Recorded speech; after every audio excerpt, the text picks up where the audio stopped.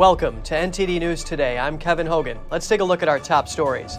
The Biden administration making a U-turn. It's suggesting immunity for the Saudi crown prince for his alleged role in a murder after President Biden promised consequences for Saudi officials. New rules in the House. Republicans passed the first round of rule changes after flipping the House of Representatives. Many of them affect the House Speaker. Kari Lake is gearing up for battle. With a cavalry of witnesses and attorneys, she says she's ready to fight for who she calls disenfranchised voters. The Chinese Communist regime is operating its own police stations on U.S. soil. What is the U.S. government doing about it? Organized retail crime. Target says it's costing them hundreds of millions of dollars in profits. An expert offers some of the reasons behind this crime, including inflation.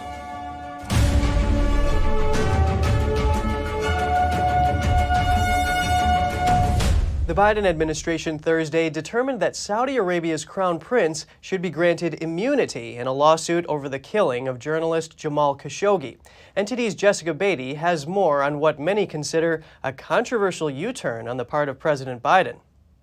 The Biden administration has suggested immunity for Saudi Crown Prince Mohammed bin Salman. This despite the fact that the administration has said Jamal Khashoggi, a Washington Post journalist, was murdered in 2018 at the prince's direction. Bin Salman, who denied the allegations, was recently made the Saudi prime minister. Because of this, the administration says the prince now qualifies for immunity as a foreign head of government. The head of democracy for the Arab World Now, Sarah Leah Whitson, criticized Biden's immunity suggestion Friday, saying Biden previously promised to hold the crown prince accountable. To instead, 2 years later, have him intervene in a judicial proceeding that he did not have to intervene in, to instead say that he is immune from prosecution, to literally block his prosecution, is a pretty shocking development. The federal lawsuit against bin Salman was brought by Khashoggi's fiancée and Whitson's group. It alleges a team of assassins kidnapped, drugged, tortured, and killed Khashoggi at the Saudi consulate in Istanbul and dismembered his body. Khashoggi's remains were never found. Whitson says Biden's move gives the crown prince a green light. Shielding him from accountability is giving him a green light to keep at it, keep attacking people in the United States as he has been doing because they criticize him. Keep jailing women and men in Saudi Arabia because they have an opinion about the politics of the country. The filing, however, said the Biden administration takes no view on the merits of the present suit, while calling the murder heinous. The administration did say it imposed visa restrictions and other penalties on lower-ranking Saudi officials. Ultimately, a judge will have the final say on whether or not to grant immunity to the crown prince. Jessica Beatty, NTD News. House Republicans passed some expected rule changes on Thursday. Several of the rules proposed served to work to weaken the power of the House Speaker. Here are the details.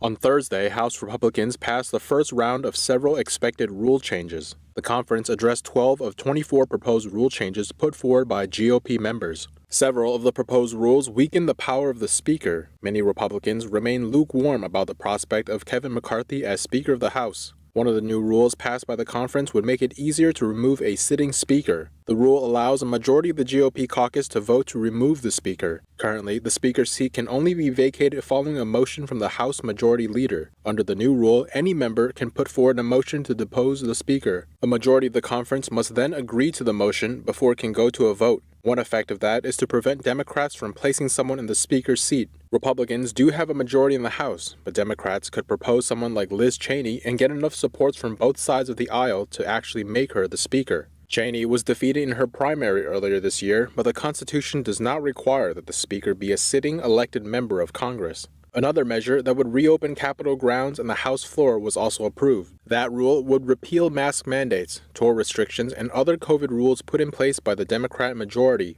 A failed amendment proposed on Thursday would have required the Speaker to win the support of a majority of the GOP conference for spending bills before they can come to a floor vote. That proposal didn't go through. Republicans are leaving more controversial rule changes for consideration after Thanksgiving. And a quick update on the tight race for a Colorado House seat. Representative Lauren Boebert has declared victory over challenger Adam Frisch, even as the race appears headed to a recount. Boebert is leading Frisch by just 551 votes. That's according to unofficial results from the Colorado Secretary of State's office today. It's down from a lead of over 1,000 votes a few days ago. 5 counties still have ballots left to count. Per Colorado law, a recount is automatically triggered if the final margin is less than or equal to 0.5% or by request. Boebert told the Washington Examiner that she will send a legal team to monitor the recount. She noted that recounts typically don't change the final tally by much. And Kari Lake says the election for who sits in the Arizona governor's chair is not over. She has not conceded. Instead, she is assembling lawyers and collecting evidence of voters having trouble casting ballots on Election Day. NTD's Daniel Monahan has the story. That I am still in this fight with you. In a video released Thursday on social media, Lake says her claims of a broken election system have been confirmed. When we called for Katie Hobbs to recuse herself over a year ago, they ridiculed us. It turns out we were right. The fox was guarding the hen house, and because of that, voters have been disenfranchised. Hobbs, the current Secretary of State, is the top election official in the state. As overseer of elections, Hobbs has several duties, including watching the counts and certifying the election results. She spoke on CNN. And I'm not going to recuse myself from the job that the voters elected me to do. Throughout the race, Lake called for an overhaul of Arizona's election system, citing problems with voting machines. In the video, she says she was right to question the system. On Election Day, nearly half of all polling locations had problems with tabulating machines and printers. But Hobbs said on Wednesday in an interview with the Washington Post the system doesn't need an overhaul. She said as governor she wants to expand early voting and maybe mail ballots to all registered voters. Kari Lake called for voters who experienced problems with voting to reach out and share their stories, which she then posted on Twitter. When we arrived at the voting center, the workers told us that the printers at that location were all broken. So they went to the next closest voting center at Litchfield Park First Baptist Church. But while standing in the 40-person line, Mr. Kearns noticed some problems. We noticed that about 2 out of every 3 people that tried to scan their ballots that just wouldn't scan their ballot. The location had only 2 scanners. Neither worked on Mr. Kearns' ballot. He was asked to put his ballot into door 3, but he refused. In the end, they allowed him to use the handicap system, which prints a larger ballot. That worked. It took them over an hour to vote, and by that time, he estimated the line to be between 100 and 150 people. Steve Handelin arrived to vote at 5:30 in the morning and was 9th in line. One of the tabulators was broken, and the other tabulator kept rejecting everyone's vote. Emily Weinberg and her boyfriend Jalen Tops experienced what they called voter fraud. They say a voter registration drive took place at their community college. Jalen registered, but when the worker saw he chose Republican as the party, she said, "Are you sure that's right?" When he went to vote, he says he was only given a federal voting form, and that they accused him of being an illegal immigrant. He provided his photo ID, driver's license, and a social security card to prove he was an American citizen. According to Emily, the worker responded, "Oh, I'm sorry, we don't accept that as a form of proof." This poll observer says 4 out of 7 ballots were failing when he observed from 12:30 p.m. to 1 p.m. on Election Day. I'll never forget the look on these affected voters' faces. They were in disbelief that our system of voting was failing them in mass. Arizona election officials say that machines at the Maricopa County Tabulation and Election Center were able to process the ballots that couldn't be read at voting centers. Recent results show Democrat Katie Hobbs' lead has dropped from 0.8 to 0.6%. Under Arizona law, a recount triggers when the margin is less than or equal to 0.5%. Daniel Monahan, NTD News. A hearing is scheduled for today in a lawsuit requesting an additional day of early voting in Georgia's U.S. Senate runoff election. Democratic Senator Raphael Warnock and his Republican challenger Herschel Walker both failed to get the 50% of the vote needed to win last week's election outright. For the upcoming runoff, Georgia officials have moved to prohibit early voting on the Saturday after Thanksgiving. Democrats and the Warnock campaign responded with a lawsuit.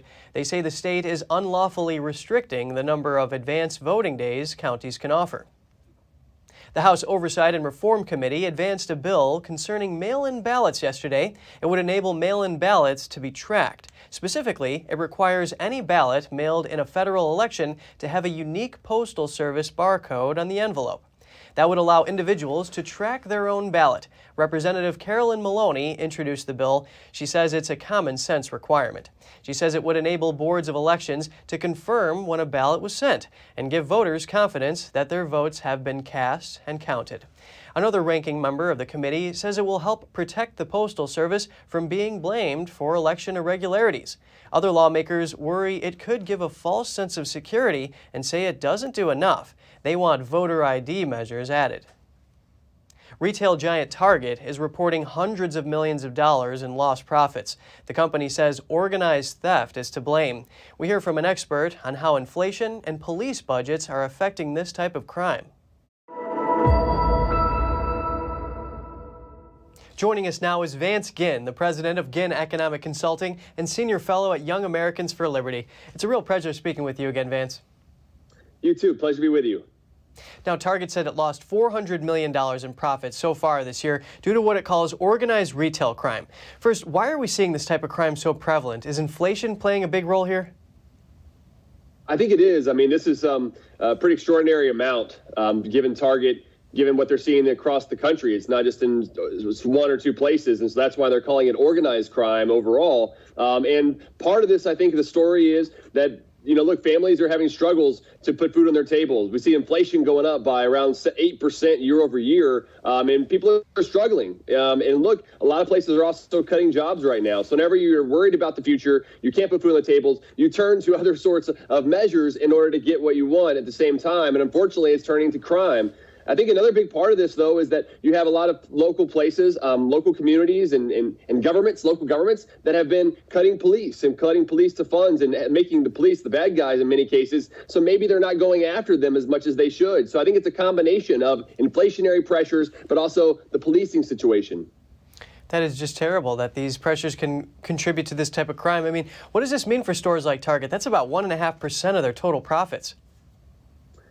Yeah, and 1.5% that doesn't go to their bottom line, as far as additional revenue that allows for them to hire new workers, pay higher wages, grow, right, increase capital and investment and everything else. And so I think this really hurts, again, the bottom line, which can hurt communities as well. And speaking of the bottom line, stores like Rite Aid are also reporting millions in losses due to organized crime. This has even caused some of their stores to close down. Do you think crime could impact local economies? I think so. I mean, it's a situation where people don't feel safe. Safety, order, trust, those are important in a capitalist system where the market can work through voluntary exchange. And whenever you don't have that trust, you don't have that safety and security, you're less likely to go out and want to buy goods and services. And at this place, Rite Aid, Target, other types of stores are feeling like they can't sell the things that they want, and they're having so much that's being stolen in the process. It makes it a bad situation for them and their overall business profitability. At the same time that families are hurting across the country, these are real issues that affect real people. And unfortunately, too many people are seeing the bad end of this. A bad end, yeah. Are there any upsides to this? Like, for example, these stores maybe hiring more employees to be, checkout clerks, for example, if they're using a lot of these self-checkouts already? It could be that they hire more workers, to do the checkouts instead of going through the self-checkout. But it also may mean that they take on more security concerns as well. Maybe they hire a security guard during certain times that allows for there to be someone on site that can help them police. If the police aren't going to do their job, the local police aren't going to do their job because of funding issues or whatever else the case may be, they may need to take it on their own hands for a security guard or something along those lines. And it's an unfortunate situation. In America, we don't want to have a lot of organized crime and things of that nature. And let's zoom back in on Target really quick. I mean, they're reporting about 50% loss in their Q3 profits. This is because shoppers are pulling back during this holiday rush here. Now, what do you think is going to be the outcome of this? Well, it looks like Target and some of these other big box stores are going to have a tough Christmas season, holiday season, for the number of sales and everything else. And so the organized crime situation is just going to hurt them even more, put them in a worse situation than they otherwise could be. And this has been going on for a couple of years now, really since the pandemic. I mean, look, this whole situation that we've been in has created a situation where people go to extraordinary measures. Vance Ginn, president of Ginn Economic Consulting, pleasure having you on the show today. Thank you so much. Coming up, former U.S. President Donald Trump fights his Twitter ban. His lawsuit also cries foul on what it calls government suppression of free speech. And was the Massachusetts Department of Public Health playing Big Brother? A lawsuit alleging tracking apps on phones for COVID tracing says yes. Get the details in just a minute right here on NTD News.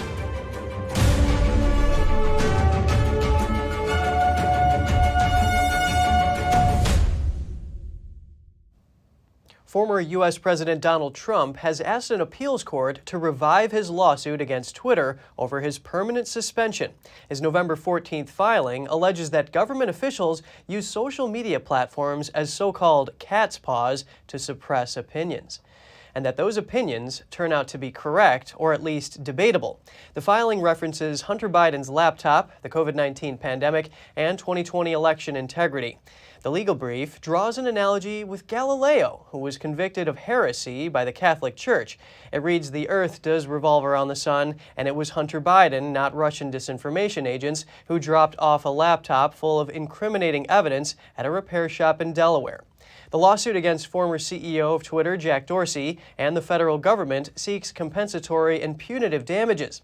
It also demands a court order requiring Twitter to immediately reinstate his account.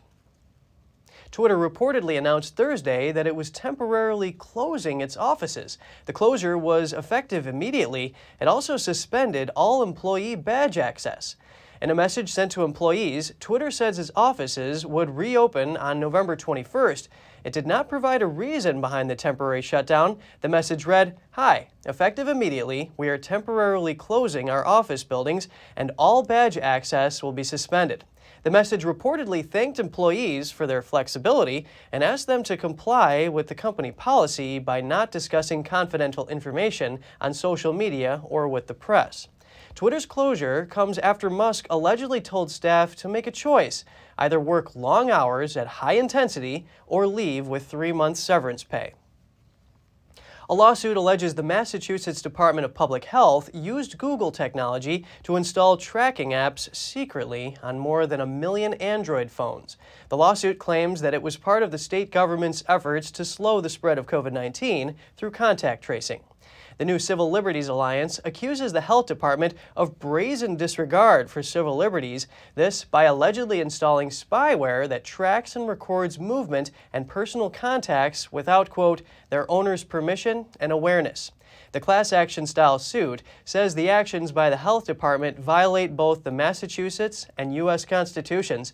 The lawsuit further states that conspiring with a private company to hijack residents' smartphones without the owner's knowledge or consent is not a tool that the Massachusetts Department of Public Health may lawfully employ in its efforts to combat COVID-19. A shootout between alleged smugglers and Customs and Border Protection agents leaves 2 dead. According to CBP, 3 agents were patrolling off the coast of Puerto Rico Thursday when they confronted a suspected drug smuggling vessel. They found a smuggling vessel, and as soon as the agents approached the vessel, the individuals on the other vessel started firing to the agents. CBP says all 3 agents were hit with bullets. They were taken to the hospital and 1 agent died. A suspected smuggler was also killed. The other suspect was arrested. The FBI and Homeland Security are investigating the shooting. The man accused of going on a deadly, racially motivated shooting spree in Buffalo, New York, has changed his mind about pleading not guilty. That's according to Terrence Connors, a lawyer for some of the victims' families and surviving victims. Connors said Thursday that Peyton Gendron plans to accept responsibility for all 25 counts against him at a hearing next Monday. The lawyer also said there was no plea agreement with prosecutors. The suspected shooter pleaded not guilty to the charges in June. His attorney did not immediately respond to a Reuters request for comment. The accused was 18 when he went on the shooting rampage in May at a supermarket in Buffalo, killing 10 and wounding 3 others. He also filmed the assault and streamed it live. The guilty plea would mean the case will not go to trial. He could face life in prison or the death penalty on the state charges. The Manhattan District Attorney is vacating 188 misdemeanor convictions. He says it's because the police officers who made the arrests didn't follow protocol. New York's police commissioner said the 8 officers cited by the DA's office are no longer employed by the NYPD. 8 officers is about 0.002% of New York City's police force. The DA says the officers abused their power, thereby tainting the convictions. The arrests took place between 2001 and 2016. More than half of the sentences resulted in fines or incarceration. Now turning to the murder of 4 University of Idaho students, GoFundMe campaigns are raising donations for the families. A GoFundMe campaign organized to benefit the families of Madison Mogan and Kaylee Gonzalez and raised more than $45,000 as of now, and a campaign for the family of Ethan Chapin had surpassed its goal of $25,000. It was organized by a fraternity. Police in Moscow, Idaho, found the bodies of the 4 students at their residence around noon on Sunday. Autopsies earlier this week show that the students were all stabbed to death, likely with the same knife. Authorities have officially ruled that they are homicides, but officials said they have not identified a suspect and found no weapon. Former Theranos CEO Elizabeth Holmes will soon learn if she is going to prison. She is set to be sentenced in a San Jose, California court today. Holmes, convicted of defrauding investors earlier this year, faces up to 20 years in prison. She was once hailed as a tech industry icon. That's for her company's promise to test for a range of medical conditions with just a few drops of blood, raising $945 million from investors. But she is now the rare tech founder to be convicted and face prison time for her company's missteps. More than 100 people wrote letters in support of Holmes to the court asking for leniency in her sentencing. Ramesh Balwani, Holmes' ex-boyfriend and former Theranos COO, was found guilty earlier this year on 12 fraud-related charges. He is set to be sentenced December 7th. And the world's largest plastic facility is coming to the Texas coastline. 2 companies are investing $8.5 billion to build it, Chevron Phillips Chemical and Qatar Energy. The pair have collaborated for more than 2 decades on projects in Qatar. The new project is an effort to meet the growing demands for polymers across the globe. The plant will produce polyethylene, the most commonly used plastic in the world. It's used to produce food packaging, coolers, housewares, water pipes, and more. Construction of the new Golden Triangle Polymers plant is slated to begin immediately. It's expected to be open by 2026. And just ahead, the U.S. and South Korea hold air raid drills in response to a North Korean intercontinental ballistic missile test. The North has ramped up threats recently. And the UK sees national security risks and orders a reversal on a Chinese takeover of the country's largest chip plant. Get the details in just a minute.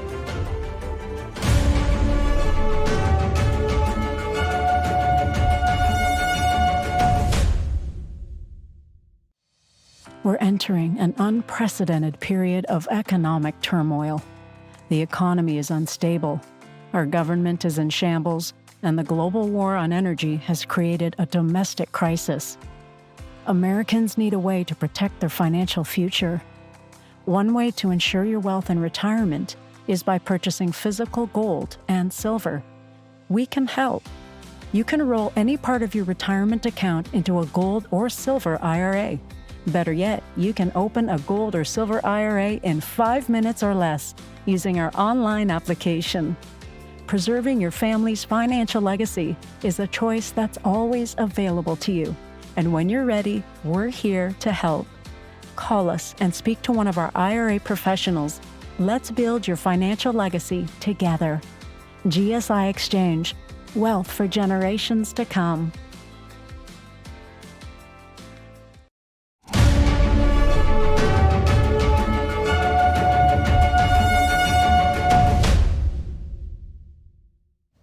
Welcome back. South Korea and the United States are conducting a joint air drill today, just hours after North Korea launches another intercontinental ballistic missile.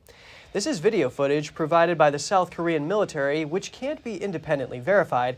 It shows South Korean F-35A fighters and U.S. F-16 jets flying in formation off the east coast of the Korean peninsula. During the drill, they fire against targets that simulated North Korea's mobile missile launchers. Yesterday, the North launched a smaller missile and warned of, quote, fiercer military responses to the U.S. Today's launch adds to a record-breaking year for North Korea's missile program. It resumed testing intercontinental ballistic missiles for the first time since 2017 and broke its self-imposed moratorium on long-range launches as denuclearization talks stalled. The Chinese Communist Party, or CCP, is operating police stations in the United States. Run under the guise of administrative facilities, the stations have a more sinister purpose. They are used to track down, arrest, and extradite people wanted by the CCP. That includes dissidents against the regime and its leader, Xi Jinping. NTD's Jeremy Sandberg has more. A Senate hearing on threats to the U.S. homeland was held on Thursday. FBI Director Christopher Wray testified. Because we have seen a clear pattern of the Chinese government, the Chinese Communist Party, exporting their repression right here into the U.S. Wray says the agency is aware of the Chinese police stations on U.S. soil and is investigating. He says it's outrageous that the Chinese police would attempt to set up shop without proper coordination. It violates sovereignty and circumvents standard judicial and law enforcement cooperation processes. Secretary of Homeland Security Alejandro Mayorkas also testified. He says the threat from China is one of the most significant the U.S. faces in the homeland. It's not only a matter of national security, it's a matter of homeland security in a number of arrays. Mayorkas says it's up to the Justice Department to shut them down. The stations outwardly appear to serve administrative purposes, such as helping Chinese immigrants renew driver's licenses without having to leave the country. But in effect, they act as overseas police stations for the CCP. Wray says the Chinese regime hires private investigators in the U.S. to be their agents and conduct some of this work. He noted situations where bugs have been planted in Americans' cars. Harassing, stalking, surveilling, blackmailing people who they just don't like or who disagree with the Xi regime. And so it's a real problem, and it's something that we're talking with our foreign partners about as well, because we're not the only country where this has occurred. Ireland shut down 2 similar operations in October for illegally acting on behalf of a foreign state. Stations were found and closed in the Netherlands earlier this month in both Amsterdam and Rotterdam. Officials accused them of conducting Beijing's campaign to repatriate critics of the regime back to China to be imprisoned. I'm deeply concerned about this, and I'm not going to just let it lie. Wray encouraged Chinese Americans and dissidents to report any incidents of being targeted to the FBI. Jeremy Sandberg, NTD News. The British government has ordered a Chinese-owned company to reverse its takeover of the UK's largest chip manufacturer. A business secretary said the review of the purchase has shown the takeover carries national security risks. Business Secretary Grant Shapps has blocked the sale of a British microchip manufacturer to a Chinese-owned company on national security grounds. Newport Wafer Fab is the UK's largest semiconductor factory. There was concern over its reported £63 million purchase by Nexperia, a company linked to the Chinese Communist Party. Shapps said, "We welcome foreign trade and investment that support growth and jobs, but where we identify a risk to national security, we will act decisively." In July 2021, Nexperia bought an 86% stake in the chip plant, taking its total shareholding to 100%. The review of the purchase was announced earlier this year. Legislation came into force in January that allowed the government to scrutinise and potentially block acquisitions and investments in sensitive sectors. A probe can be applied retrospectively to deals completed since November 2020. The review followed weeks of pressure from the politicians and concerns from Washington. The business department now told Nexperia to sell at least 86% of the Welsh semiconductor plant within a specified period and by following a specified process. Initially, the government concluded after a probe in March there were insufficient reasons to block the deal because it was believed the company produced outdated technology. Nexperia, which is headquartered in the Netherlands, said it did not accept the national security concerns raised and will appeal the order. If you have any news tips or feedback for the show, don't hesitate to email us at news.today@ntd.com. And just ahead, the UK Finance Minister announces tax hikes and public spending cuts. He says tough measures are needed after the former Prime Minister's tenure. We'll have all that and more right here at NTD News.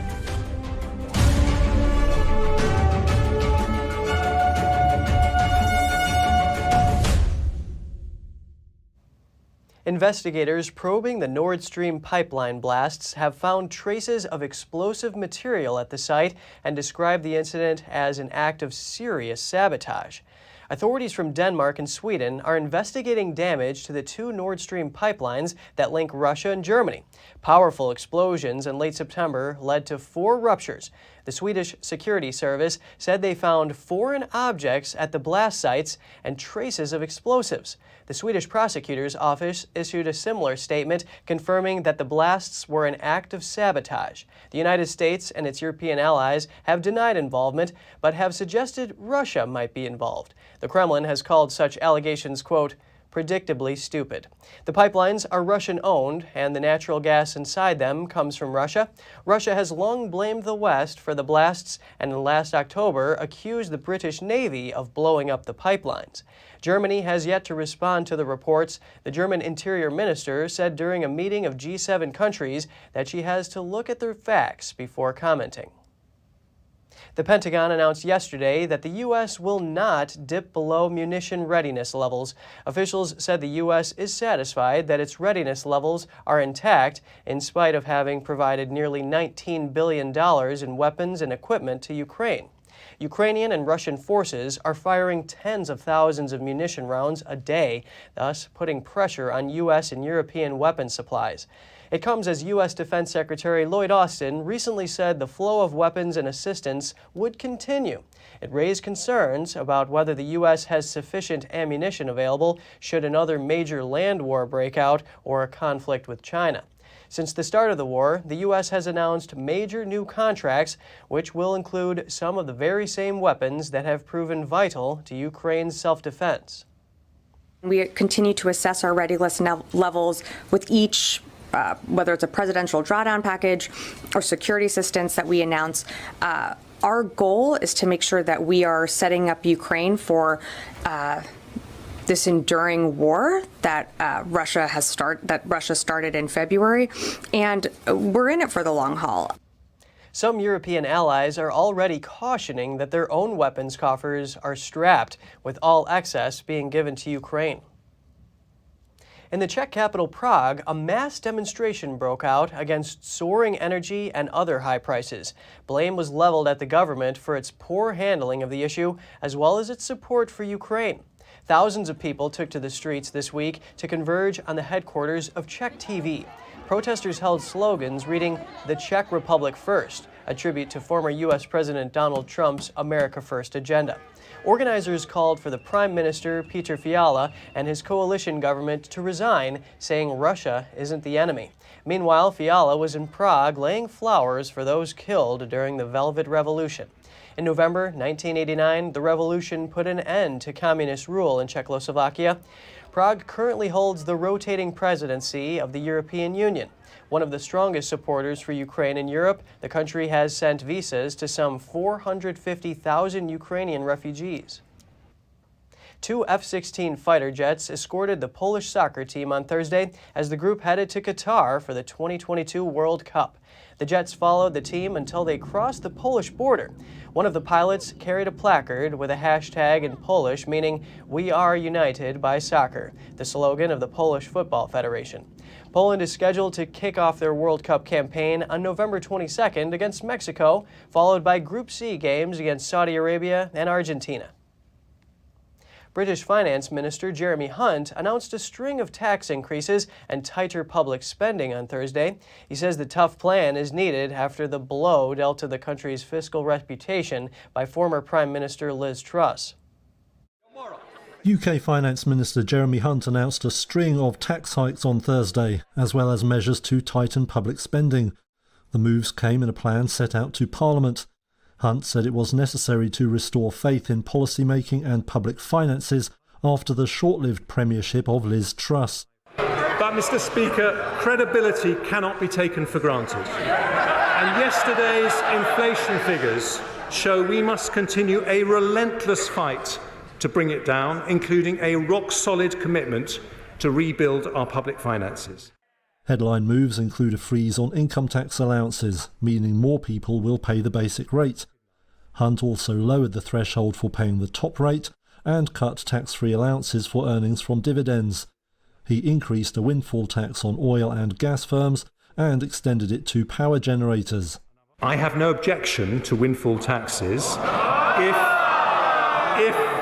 they are genuinely about windfall profits caused by unexpected increases in energy prices. In all, the new tax hikes and spending cuts are meant to close a budget hole put at £55 billion, or about $65 billion. Hunt said the country was already in recession and government departments would need to find ways to save money. Plans to increase defence spending were postponed, while he ruled out restoring the overseas aid budget. Support for household energy bills was trimmed, but he denied that the plans amounted to a return of austerity, saying the National Health Service would get extra funding. Other public spending will be protected as much as possible. The opposition Labour Party said the economy was in a mess as a result of the government's mistakes. Markets gave a muted reaction to the plans, with sterling and government bonds edging lower. A dramatic diplomatic twist in the Libyan capital of Tripoli. Greek Foreign Minister Nikos Dendis called off his visit to Libya right upon arrival without even getting off the plane. He ordered an immediate takeoff despite knowing his Libyan counterpart was waiting.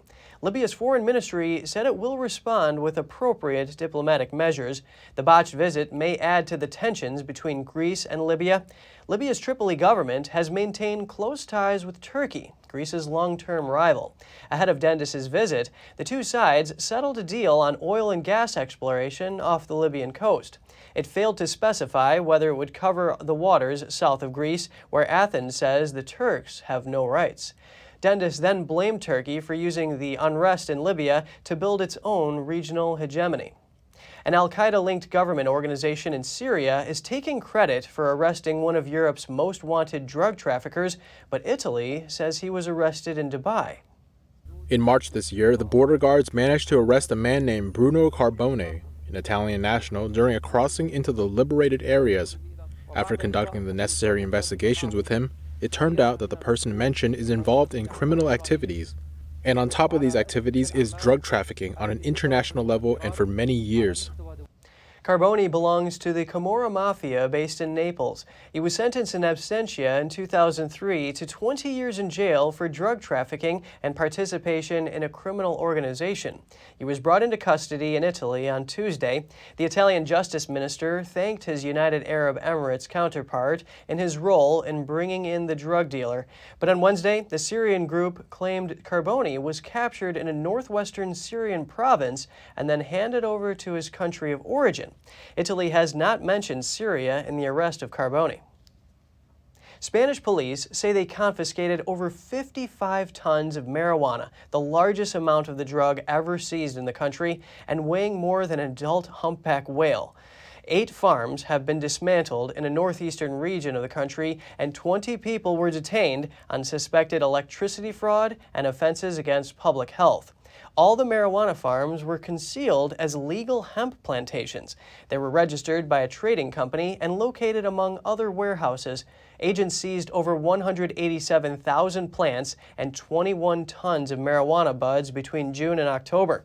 In a separate bust earlier this month, Spain announced it seized over 35 tons of marijuana, a record-setting amount at the time. Spanish officials say that 55 tons of the drug could have an estimated value of almost $130 million.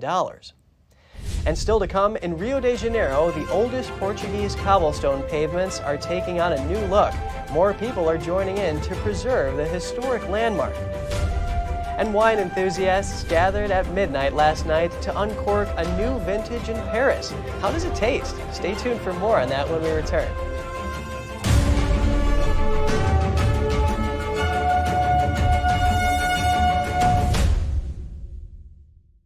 According to ancient Chinese medicine, purslane is considered a medicinal herb and is used to help lower cholesterol, improve vascular functions, and prevent diabetes.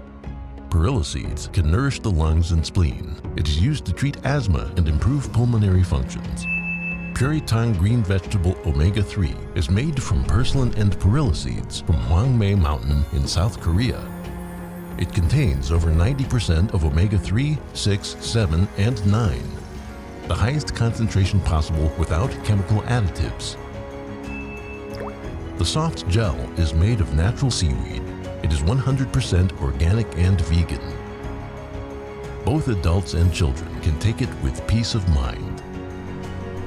Ancient recipes were passed down from heaven to bring prosperity and longevity. Puritang green vegetable omega-3.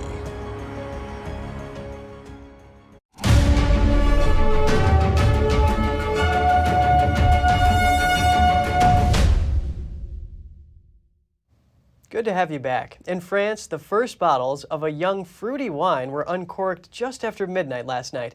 As always, the tradition took place on the third Thursday of November. NTD's Andrew Thomas has more on the annual celebration. The 2022 vintage of the Beaujolais Nouveau is out. An all-night Parisian restaurant called At the Pig's Feet opened in 1947. The restaurant has become a well-known spot to celebrate the annual uncorking of Beaujolais Nouveau at midnight. Assistant Director Rodrigue Guillet rang in this year's vintage to an eager clientele. Patrick Quesada makes it a point to be among the first to drink this year's vintage. He wasn't disappointed. By tradition every year, Beaujolais Nouveau is here at the Pig's Feet because it's pleasant, no stress, everybody is cool, and that's the best way to drink the new wine. American couple Katrina DeBoard and Miguel Calderon are visiting Paris from Chicago. They're happy to be soaking up the rich atmosphere. So far I like it. You know, you can tell it's a younger wine. It's not as deep as the other wines, but very surprised at how smooth it is and not as acidic as newer wines are. Quite excited, to be honest. It's something I've known about for years, but to have it here the absolute day it's released is really exciting, and it's wonderful this year. Winemaker Gilles Jalan supplies this particular Beaujolais Nouveau to the restaurant. They made some 60,000 bottles this year. For Jalan, the sharing of this wine comes just at the right time during the tough seasonal change in November. For me, it's a superb moment because the month of November is the start of fall, and the arrival of Beaujolais Nouveau is a moment of conviviality. Sharing wine is sharing pleasure. It arrives at a sad moment, and therefore the combination of these moments is that the planets are aligned, a real moment of pleasure and sharing. Jalan said his output had decreased, but he praised the quality, saying this year's is a very competitive vintage. Andrew Thomas, NTD News. Jetblue is going to start flying to Paris next summer. The low-cost carrier said it will initially offer flights between Paris and New York, later adding flights between Paris and Boston. The airline says it expects to begin selling tickets in the coming months, but hasn't yet announced an exact start date. Flights from New York to Paris on Air France and Delta currently run just over $1,300, and JetBlue intends to price its tickets competitively. This comes after JetBlue started flying to London from New York and Boston last year. That's when it added the single-aisle Airbus A321LR to its fleet. The same plane will be used for the Paris routes. The feeling of leaving your phone behind somewhere is dreadful, but imagine leaving it at an airport gate before you board a plane. That's the predicament that a Southwest Airlines passenger found themselves in an airport in Los Angeles. Luckily, someone spotted the phone and notified the crew, but by that time, boarding for the flight had already finished. The door was closed and the aircraft had pushed back. However, Southwest staff quickly contacted the ground crew in a last-minute attempt to get the phone back to its owner. What happens next was captured on video. Take a look. A pilot leaned way out of the cockpit window while a ramp worker on the ground jumped up to hand the cell phone to him. The phone's owner has not been identified. The airline posted the video on Twitter on November 13th, World Kindness Day. That's an international holiday formed to promote kindness throughout the world. Since the last century, Portuguese cobblestone pavements have formed part of the visual landscape in Rio de Janeiro. A new course is now training the younger generation to preserve these historic landmarks. Let's take a look. Along Rio's iconic Copacabana beach, these black and white wavy sidewalks stretch for a distance of over 2.5 miles. As their name Pedras Portugueses suggests, the cobblestone pavement design originated in Portugal. It was brought to Brazil in the early 20th century. Nowadays, the people who know how to properly work with Portuguese cobblestones are very scarce. Maintaining all of Rio's Portuguese cobblestone heritage is a great challenge to our department. Small cube-shaped paving stones form a mosaic-like pattern. Decades ago, the design was considered the largest open-air work of art in the world. But like all municipal areas, the pavements have endured the wear and tear of city life. It's a very large area. The Portuguese cobblestones nowadays cover around 1,200,000 square meters. Besides the seaside, the inner street of the neighborhoods are the greatest challenge because we have some enemies of the Portuguese pavements, such as heavy vehicles that go on the sidewalks and utility companies, such telephone, who do repairs and don't fix the pavement properly. In some neighborhoods, the situation is worse. Vila Isabel is a traditional bohemian district. Here, pavements are covered with sheet music from some of Brazil's most famous songs. The deterioration of the design is clearly visible. Regular maintenance and careful reconstruction are needed now more than ever to maintain the local identity. I think Portuguese cobblestones are like this. Love them or leave them. Since we're not able to maintain the quality of the pavement, there are many people who would like to see them removed. But this pavement is part of our Carioca identity. Now, the city has organized a new course to train 60 new Portuguese-style stone pavers. After 2 weeks of learning the basics of stone cutting and placement, the young master pavers take on a real-world challenge, replacing a section of wavy pavement in Copacabana. Their instructor is the city's only remaining master paver, Gideão Azevedo, who recently added a sign underneath a statue of Emperor Peter II using Portuguese paving style. The secret of the Portuguese cobblestone pavement is that you need to like it. If you don't like it, there's no use. It will go unnoticed. I'm a lover of Portuguese cobblestones. Whenever I pass by these mosaic sidewalks, I spend hours looking at the patterns. I find them beautiful.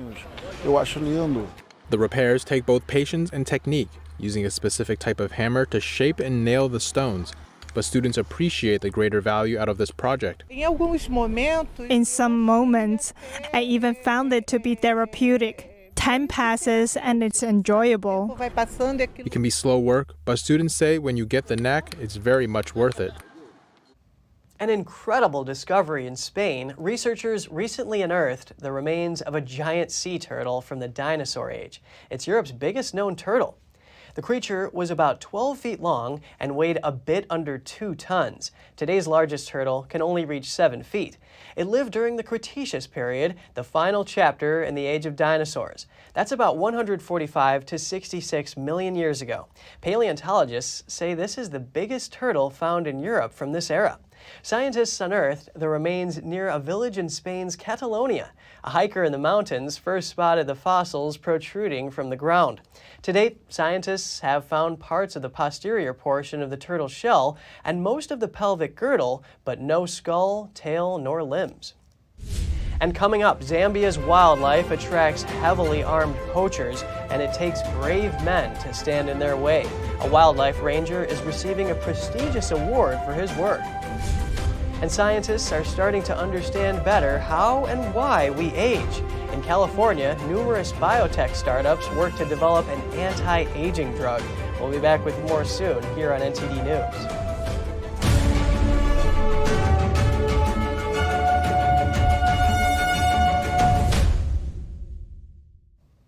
The fountain of youth may be becoming a reality. In California, numerous biotech startups are working in this field, and scientists are starting to understand better how and why we age. NTD's Andrew Thomas has the details.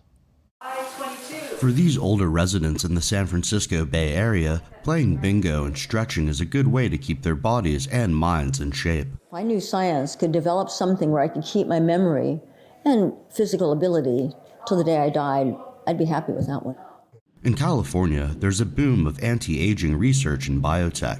With age comes a weakened immune system, inflammations, cognitive and neurosensory decline, as well as bone and muscle loss.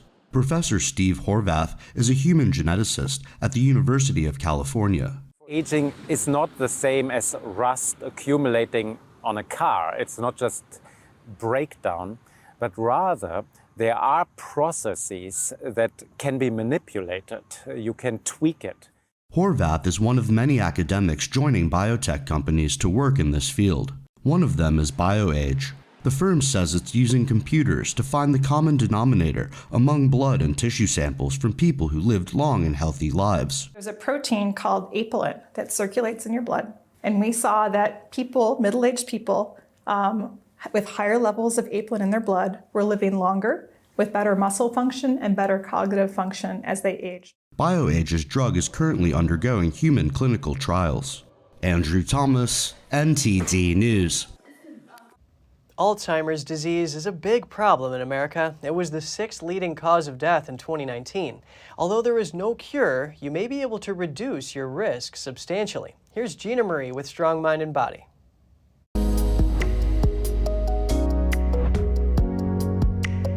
According to 2022 data, over 6 million Americans over the age of 65 are living with Alzheimer's disease. You can alleviate symptoms with medication, but there is no known cure. Age and family history are two well-known risk factors for developing Alzheimer's disease. Studies show that healthy lifestyle behaviors such as diet may decrease your risk. There are some foods that have been shown to have neuroprotective effects. Let's look at a few of them. Blueberries are excellent for cognitive health according to studies. Anthocyanins give blueberries their bright color.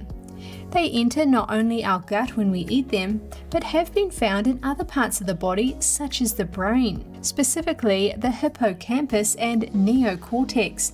These parts are essential for cognitive function. Research shows that an omega-3 fatty acid found in fatty fish improves cognitive function. That's because that same omega-3 is the most prevalent fatty acid in our brain's cell membranes. So keep your omegas topped up by eating 2 to 3 serves of fatty fish per week. Low levels can cause depression, dementia, and other mental disorders. Dark leafy greens such as kale contain vitamin E, vitamin K, folate, and lutein. Vitamin E specifically protects against oxidative damage. One study followed participants for 5 years. It found that high consumption of green leafy vegetables was associated with a lower cognitive decline. Oats are an excellent source of fiber and have been shown to help lower cholesterol. They can protect against cardiovascular disease and help with gut issues and weight management. There is a natural compound found in oats that is being studied for its antioxidant and anti-inflammatory properties. And don't forget to quit smoking, exercise, reduce stress, and sleep well. These can help to reduce your risk for chronic diseases such as cognitive decline, heart disease, and diabetes. Africa's wildlife rangers are on the front lines defending the continent's animals from poachers. Now, a Zambian ranger has been chosen as this year's recipient of a prestigious award. NTD's Andrew Thomas has more on the intrepid ranger. Neddy Malimo is part of Game Rangers International, a non-profit wildlife conservation organization. This year, he's the recipient of the prestigious Tusk Wildlife Ranger Award. The accolade gives international recognition to the men and women who do the dangerous job of protecting Africa's wildlife. We need to look after our wildlife. Reasons being that these animals we have, if not looked after, they can be wiped out by selfish men who are shooting them for their money. Malema first joined the Zambian government's National Parks and Wildlife Department in 1985. The country's wildlife attracts heavily armed poachers determined to take prized items such as elephant tusks. Malema explains that educating local people about the importance of wildlife is a key part of his job. So first thing, show them that you love them, you need to protect them, then bring in your words and encouragement on how them to help you to take care of the wildlife. Malema's colleague is a community outreach manager with Game Rangers International. He agrees with his assessment. It's very important that we work with them and consult them on many matters to do with wildlife conservation, because they know more than what anyone can know in terms of the history of these areas and how these animals have actually been in existence. The Game Rangers Association of Africa Roll of Honor shows that more than 100 wildlife rangers were killed in the line of duty in the last year alone. Malema says an integral part of his job is to protect the rangers he works with. This job requires sacrifice and very demanding. Someone should have passion, love for nature, then everything will be okay. The Tusk Wildlife Awards take place in Hampton Court Palace, near London. Andrew Thomas, NTD News. The Texas Parks and Wildlife Department is offering a $1,000 boon. It will go to anyone who has information about the person who shot and killed 2 bald eagles. They say the eagles were killed in late October. The U.S. Fish and Wildlife Service says killing a bald eagle is a federal crime. A guilty verdict can land a person in prison for a year, and they'll have to pay a $100,000 fine. And a baby elephant got more than her 15 minutes of fame by stealing the spotlight from a reporter. Who isn't tickled pink when they see baby elephants? But this aspiring reporter was actually tickled as he tried to shoot a stand-up for Kenya Broadcasting Corporation. Save our wild species and provide a home.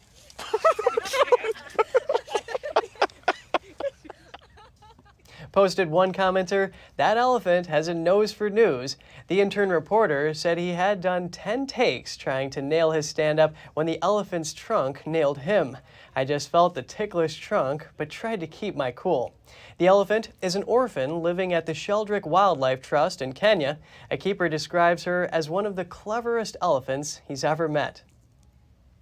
That's all for today's program. We're really glad to have you with us. Please send us an email if you'd like to tell us something. We're going to put it on screen. For podcasters, that's news.today@ntd.com. I'm Kevin Hogan, NTD News, New York City.